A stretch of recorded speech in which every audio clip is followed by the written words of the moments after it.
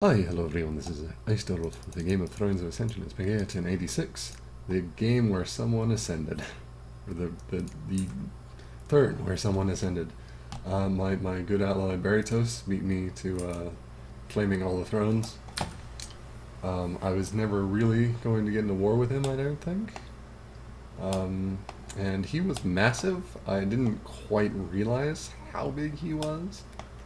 But my goodness, if we look at the provinces there, I may have been the second biggest, but it was by a long ways off. It seems like I got kind of screwed on all of our little attacks by, not by him actually, surprisingly enough. The borders that we drew up were quite fair, but by people like Therados coming in and taking things, and people like Lanka and Therados. Again, goddamn, I hate Therados. That fucking nation. Goddamn pop kill nations. Oh, so that was kind of annoying, but good game to him. He deserved it.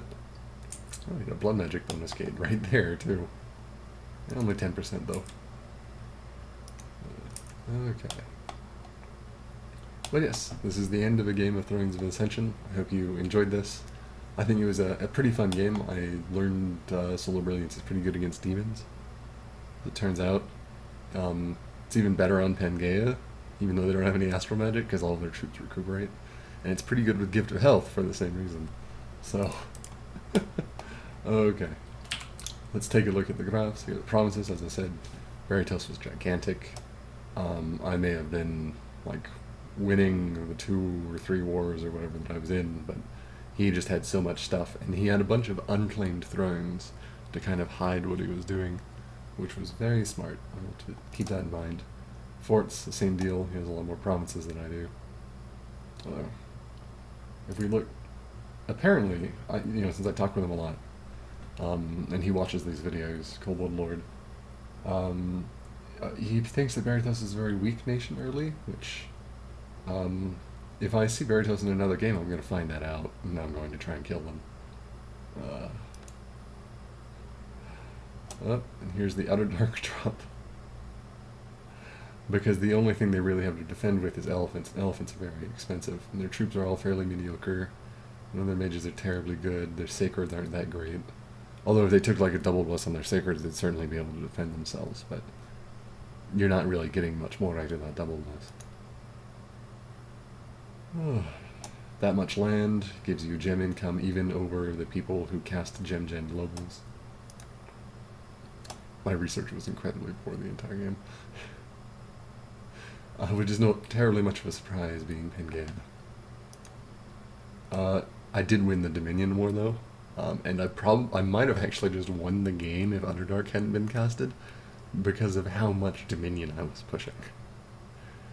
Because I would have continued building up temples and blood sacrificing fully in every single province that I controlled.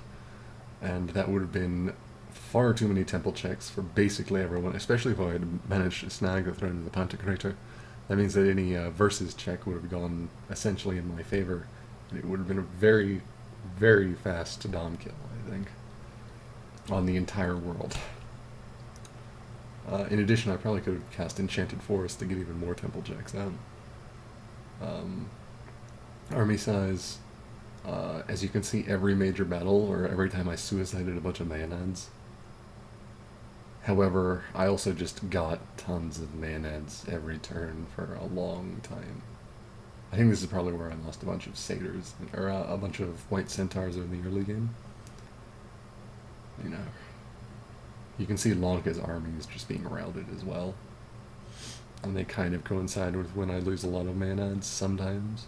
Other times I just suicide them into Agartha's fortresses. Here's where he unleashes the imprisoned ones. I'm sure if there was a population graph, you know, it would be quite startling right there.